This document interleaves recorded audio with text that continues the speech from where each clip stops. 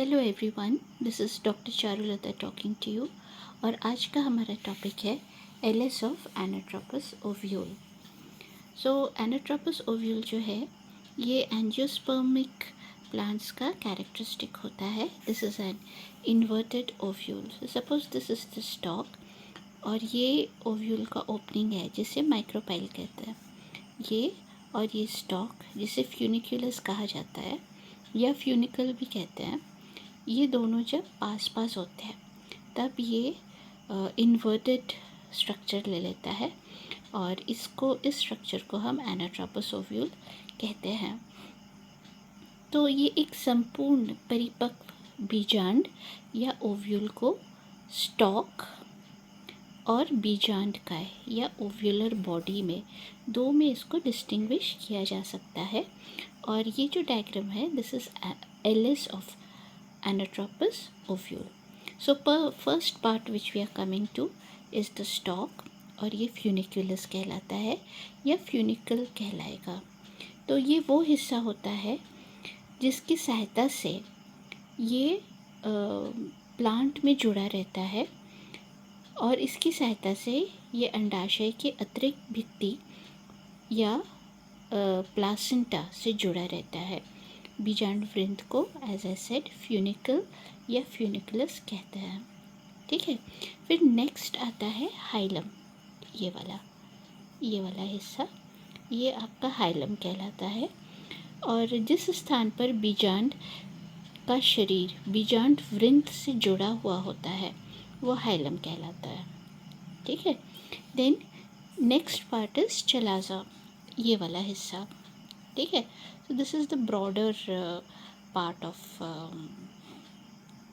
ovule, है ना। तो ये दूरस्थ हिस्सा होता है इसका, है ना, जिसको निभाग या चलाजा बोलते हैं, ये वाला हिस्सा।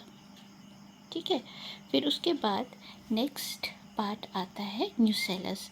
तो ये वाला जो हिस्सा आपको जो दिख रहा है बहुकोशिकीय एरिया, ये न्यूसेलस होता है। और नेक्स्ट पार्ट इसका जो है ये एम्ब्रियो सैक होता है। ठीक है, तो एम्ब्रियो सैक जो है वो न्यूसेलस के अंदर डेवलप होता है और उसी के अंदर ये स्थित होता है। ठीक है, फिर उसके बाद यहाँ पर ये जो इसका जो कवरिंग है ये अध्यावरण या इंटेगुमेंट्स कहलाता है। तो एंजियोस्पर्मिक ओव्यूल्स में एक इंटेगुमेंट हो सकता है या दो इंटेगुमेंट हो सकते हैं या नहीं हो सकते हैं। तो जैसे अगर दो इंटेगुमेंट्स हैं तो वो बाईटेगमिक कहलाता है। ठीक है, टेगमिक।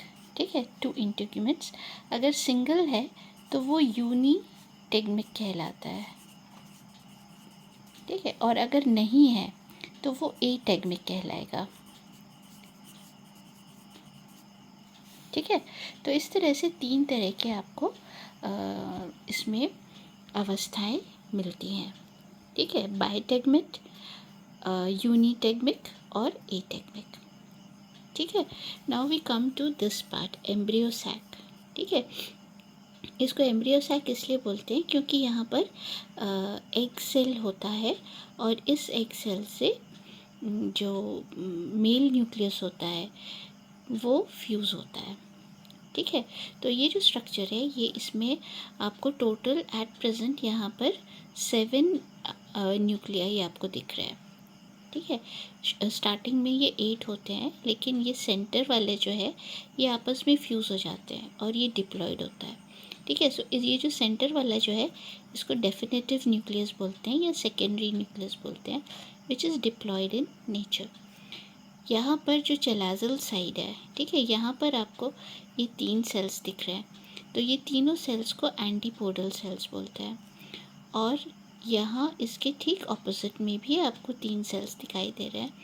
जो सेंटर वाला होता है वो एग सेल है और उसके साथ में 2 सेल्स होते हैं जिनको सिस्टर सेल्स या साइनाजिड सेल्स कहते हैं।